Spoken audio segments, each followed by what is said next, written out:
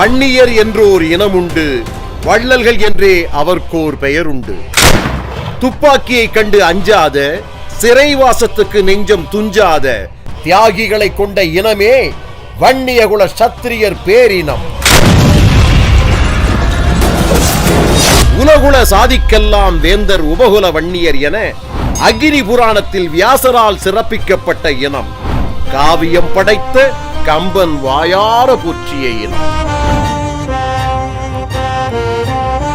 இமயத்தில் விற்கோடி நாட்டிய சேரன், தரணி போற்றும் தஞ்சை கோயிலை கட்டிய சோழன், சங்கம் வைத்து தமிழ் வளர்த்த பாண்டியன், காலத்தை வென்ற சிற்பங்களை கடந்திட்ட பல்லவன் என பேரரசர்களை இந்த பேருலகத்திற்கு தந்த இனம். உலகெங்கும் பரவி வாழும் ஒரே பேரினம் நம் வன்னிய இனம். ஈசனே பிள்ளையாய் வந்து ஈமக்கடன் செய்த வீர வல்லாள மகாராஜாவின் வம்சம். தமிழகம் மட்டுமல்லாது அண்டை மாநிலங்களிலும் வன்னியகுல சத்திரியர், சம்புகுல சத்திரியர், அக்னிகுல சத்திரியர், திகழகுல சத்திரியன பரவி வாழும் பெரும் மக்களின். ஔவைக்கு நெல்லிக்கனி கொடுத்த அதியமான், இலங்கையை ஆண்ட பாயும்புலி பண்டாரக வன்னியன், மலையமான், தொண்டைமான், ஒய்மான், கச்சிராயர்கள், சம்புவராயர்கள், காடவராயர்கள் உள்ளிட்ட பல அரசர்கள் பல சிற்றரசர்களாகவும் உடையாறுபாளையம், பிச்சாவரம், அரியலூர், அழகாபுரி, சிவகிரி, 7000 பண்ணை உள்ளிட்ட பல ஜமீன்தாரர்களாகவும் திகழ்ந்த இனம். படையாச்சி, கவுண்டர், நாயக்கர், கண்டர், ரெட்டி போன்ற 200க்கும் மேற்பட்ட பட்டங்களை கொண்ட ஒப்பில்லா பெருமைகளை கொண்ட இனம்.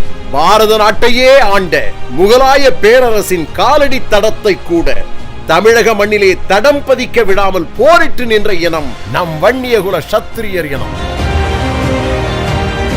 போர்க்குணத்தை பிறவி குணமாக கொண்ட வீரவண்டியர்கள் தீரத்தில் என்றும் குறைந்தவர்கள் இல்லை என இன்றும் நிரூபிக்கும் இனம்.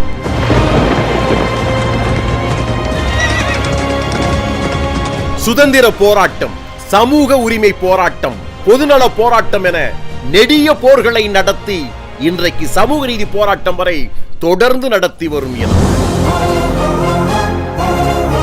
1888 வன்னியகுல மகாசங்கம் நிறுவிய கோபால் நாயக்கர், வன்னியர்குல விளக்கம் எழுதிய அண்ணாசாமி நாயக்கர், ஜாதி சங்கராச்சாரம் எழுதிய குன்னம் முனுசாமி பிள்ளை ஆகியோரின் நெடுநாள் சட்ட போராட்டத்திற்கு பின் நீதிமன்றத்தில் சத்திரியர் என்ற அங்கீகாரத்தை மீட்டெடுத்த இனம் வன்னியர் இனம்.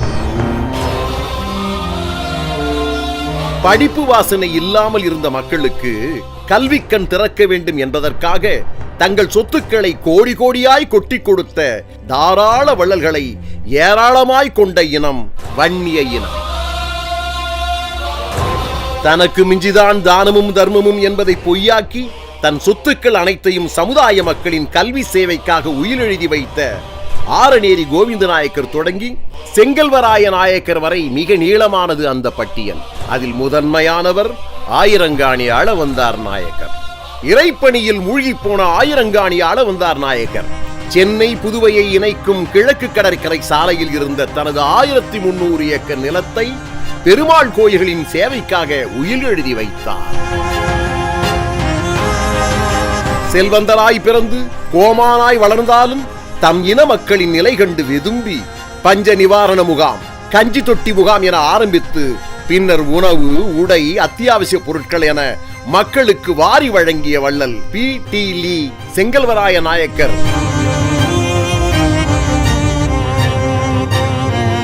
வாழ்ந்த காலத்தில் மட்டுமல்லாமல் இன்றைக்கும் செங்கல்வராய நாயக்கர் அறக்கட்டளை மூலம் எண்ணற்றோர் தொழிற்பயிற்சி, பொறியியல் உள்ளிட்ட படிப்புகளை படித்து பயன்பெற்று வருகிறார்கள் என்றால் அதற்கு செங்கல்வராய நாயக்கர் போட்ட அடித்தளம்தானே காரணம். செங்கல்வராய நாயக்கரை பார்த்து அவரை முன்மாதிரியாக கொண்டு கல்வி நிலையங்களை தொடங்கியவர் பரமத்தி வேலூரை சேர்ந்த கந்தசாமி கண்ணன். நம் இனத்தின் ஏழை எளிய மாணவர்கள் கல்வி கற்று முன்னேற வேண்டும் என்பதற்காக கல்வி நிறுவனங்களை தொடங்கி அதை வன்னியகுல சத்திரியர் மகா சங்கத்திடம் ஒப்படைத்தவர் உழைப்பால் உயர்ந்த புன்னமை தியாகராய நாயக்கர். புகழ்பெற்ற வடபழனி கோயிலை கட்டிய முதல் சித்தரான அண்ணாசாமி நாயகர் சைவ சித்தாந்த சண்டமாருதம் என்று அழைக்கப்பட்ட சூளை சோமசுந்தரம் நாயகர். பகுத்தறிவும் முற்போக்கு சிந்தனையும் கொண்ட பெரியாருக்கு பெரியார் என்று அழைக்கப்பட்ட அத்திப்பாக்கம் வெங்கடாசலம் நாயகர். சோமசுந்தர நாயகர் தமிழின் முதல் நாத்திக இதழான தத்துவ விவேசினியை நடத்திய முனுசாமி நாயக்கர் போன்றோரும் வன்னிய ஜனத்தின் குறிப்பிடத்தக்க வள்ளல்கள் மற்றும் போராளிகள். மகாகவி சுப்பிரமணிய பாரதியாரின் காலத்திலேயே பல பத்திரிகைகளை நடத்தி பாரதியாருக்கு இணையாக விடுதலை உணர்வை ஊட்டிய ராஜரிஷி சேலத்து கவிச்சங்கம் அர்த்தநாரீஸ்வரவர்மா தனது வாழ்நாள் முழுவதும் கதராடை அணிந்து தேச விடுதலை, தமிழ்நாட்டின் எல்லை பாதுகாப்பு, மது ஒழிப்பு, கல்வி, சமூக முன்னேற்றம் உள்ளிட்டவற்றை வலியுறுத்தி ஏராளமான கவிதைகளை எழுதியவர். மகாத்மா காந்திக்கே பாராட்டு பத்திரம் வழங்கி பெருமை செய்த அர்த்தநாரீஸ்வரவர்மா சேலம் மாவட்டம் மேச்சேரியில் ஊரை திரட்டி மாபெரும் மது ஒழிப்பு மாநாட்டை நடத்தி காட்டிய மக்களின் நாயகர். மகாத்மா காந்தியை தமிழக மக்களுக்கு அறிமுகம் செய்து அடையாளம் காட்டிய சர்தார் ஆதிகேசவ நாயக்கர் வரிகுடா இயக்கத்தில் முக்கிய பங்காற்றியதால் பல ஆயிரம் கோடி மதிப்புடைய நூற்றுக்கணக்கான ஏக்கர் நிலங்களை இழந்தாலும் அதை பற்றி கவலைப்படாதவர். நாட்டு விடுதலைக்காக 11 ஆண்டுகள் சிறை தண்டனை அனுபவித்து வீர தீர செயலுக்காகவும் பேச்சுக்காகவும் மகாத்மா காந்தியிடம் சர்தார் பட்டம் பெற்ற தியாக வன்னியர். புதுச்சேரியின் விடுதலைக்கான விதைகளை விதைத்ததில் குறிப்பிடத்தக்கவர் செல்லான் நாயக்கர். அயராது போராடி துப்பாக்கி குண்டுகளை தாங்கி புதுச்சேரி இந்தியாவுடன் இணைக்கப்படுவதற்கு முக்கிய காரணமாக இருந்த மக்கள் போராளி செல்லான் நாயக்கர். செவாலியே பட்டம் பெற்ற முதல் தமிழன் என்ற பெருமையை பெற்றவர் செவாலியே செல்லான் நாயக்கர். இவரின் வாழ்க்கை வரலாறு புதுச்சேரி மாநில வரலாற்றில் முற்றிலும் மறைக்கப்பட்டது. இந்திய விடுதலைக்கு பின்னர் மொழிவாரி மாநிலங்கள் பிரிக்கப்பட்ட போது சென்னை வரை சொந்தம் கொண்டாடியது ஆந்திர மாநிலம். திருத்தணி ஆந்திராவுக்கு சென்றது. அதனால் தமிழர் பகுதிகளை தமிழகத்தோடு இணைக்க கோரி குரல் கொடுத்தவர் தியாகி கே விநாயகம். திருத்தணியை தமிழகத்துடன் இணைக்க தளபதியாக களமிறங்கி போராடினார். அதன் விளைவாக எல்லை ஆணையம் அமைக்கப்பட்டு 1960ஆம் ஆண்டு ஏப்ரல் 1ஆம் தேதி முதல் தமிழ்நாட்டுடன் இணைக்கப்பட்டது திருத்தணி. அன்று முதல் தணிகை மீட்ட தளபதி விநாயகம் என்றே அவர் அன்போடு அழைக்கப்பட்டார்.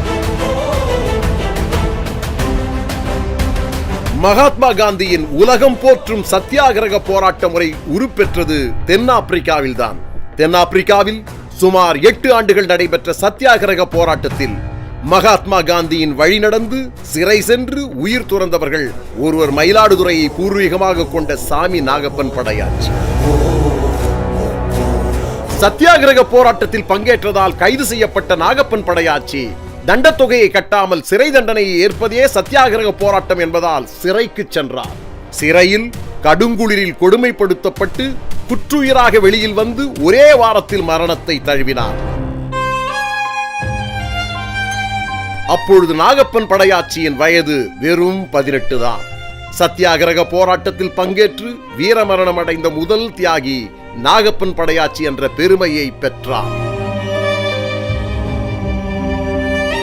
இந்திய சுதந்திர போராட்ட மாநாடுகளில் நாகப்பன் படையாச்சி தியாகம் பற்றி காந்தியடிகள் தவறாமல் பேசி வந்தார். தமிழகம் வந்த காந்தியடிகள் மயிலாடுதுறை அருகே உள்ள நாகப்பன் படையாச்சியின் சொந்த ஊரான கீழப்பெரும்பள்ளம் சென்று அவரது குடும்பத்தினருக்கு நேரில் ஆறுதல் கூறினார். தென்னாப்பிரிக்க தலைநகரம் ஜோகன்னஸ்பர்க் நகரில் சாமி நாகப்பன் படையாச்சியின் நினைவிடம் அமைக்கப்பட்டு அவருடைய தியாகத்தினை போற்றி வருகின்றனர். ஆண்களுக்கு நாங்கள் சளைத்தவர்கள் இல்லை, வீரத்தில் யாருக்கும் இளைத்தவர்கள் இல்லை என்று கூறிய வன்னிய மகளிர் ஆளுமைகளில் கடலூர் அஞ்சலை அம்மாள் முதன்மையானவர். வீரத்தின் உருவான மலைமகளாம் அஞ்சலை அம்மாள் கர்ப்பிணியாக இருந்த நிலையிலும் சுதந்திர போராட்டத்தில் களமாடிய வீர பெண்மணி. பெண்களை வீட்டை விட்டு வெளியே வரவே அஞ்சிய காலத்தில் பொது வாழ்க்கைக்கு வந்த அஞ்சாத சிங்கம் அஞ்சலை அம்மாள் என்று மகாகவி சுப்பிரமணிய பாரதியார் பாராட்டிய வீர பெண்மணி. காந்தியே நேரில் பார்க்க விரும்பியதால் கெடுபிடிகளை மீறி சாதுரியமாக பர்தா அணிந்து கொண்டு குதிரையில் சென்று சந்தித்து தென்னிந்தியாவின் ஜான்சி ராணி என்று மகாத்மா காந்தியால் புகழப்பட்டவர். கொடுங்கோலன் நீலன் சிலை அகற்றும் போராட்டம், அந்நிய துணி எரிப்பு போராட்டம், உப்பு சத்தியாகிரகம் என பல போராட்டங்களில் ஈடுபட்டு சிறை சென்ற சிங்கப்பெண் அஞ்சலை அம்மாள். சிறையிலேயே குழந்தை பிறந்ததால் தன் மகனுக்கு ஜெயில் வீரன் என்று பெயர் சூட்டிய வீரத்தாய். ஆங்கிலேய அரசுக்கு அஞ்சாத அஞ்சலை அம்மாள் அரசியலிலும் தன் முத்திரையை பதித்தார். 3 முறை கடலூர் சட்டமன்ற உறுப்பினராகவும் தேர்ந்தெடுக்கப்பட்டு சிறப்பான பணியாற்றியவர். கணவர் மருமகள் என ஒட்டுமொத்த குடும்பத்தையும் சுதந்திர போராட்டங்களில் ஈடுபடுத்தி நாட்டுப்பற்றாளராக விளங்கிய கடலூர் அஞ்சலை அம்மாளும் நம் இனம்.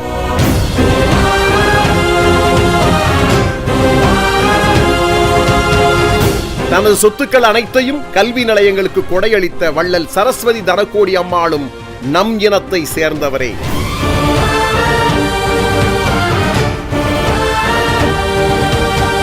வே. ஆனைமுத்து இந்தியாவின் சமூக நீதி வரலாற்றை இவரின் பெயர் இல்லாமல் எழுத முடியாது. இந்தியா முழுவதும் பட்டியல் பழங்குடியினருக்கு விகிதாச்சார இடஒதுக்கீடு இருப்பதைப் போல பிற்படுத்தப்பட்டோருக்கும் கொண்டு வர வேண்டும் என முழுமூச்சாக செயல்பட்டவர். வட இந்தியா முழுவதும் இவர் செய்த பிரச்சாரத்தின் விளைவாகவே மண்டல் கமிஷன் அமைந்தது. அதன் விளைவாகத்தான் வேலைவாய்ப்பில் OBC 27 விழுக்காடு இடஒதுக்கீடு கிடைத்தது. பிற்படுத்தப்பட்டோருக்காக தந்தை பெரியாரின் கொள்கை கோட்பாட்டின் வழியில் பல புரட்சிகளை செய்தார் வே. ஆனைமுத்து படையாச்சி. இவர்தான் தந்தை பெரியாரின் உண்மையான வாரிசு. இவர் நம் சமுதாயத்தில் பிறந்ததால் இவருடைய வரலாறு மறைக்கப்பட்டிருக்கிறது.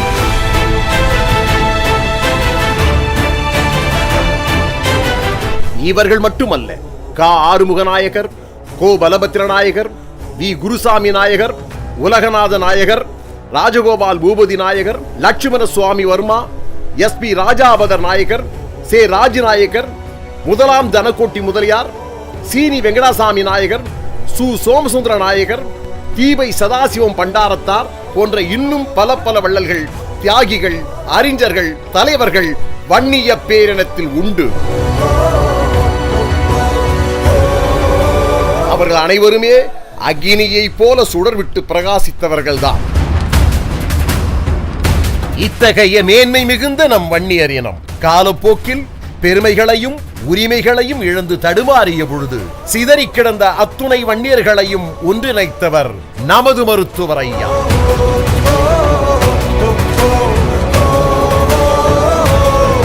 நமது பெருமைகளையும் உரிமைகளையும் நிலைநாட்டிட ஐயாவின் வழி வந்து நமக்கெல்லாம் ஒற்றை நம்பிக்கையாக இருக்கும் மருத்துவர் அன்புமணியின் தலைமையேற்போம்.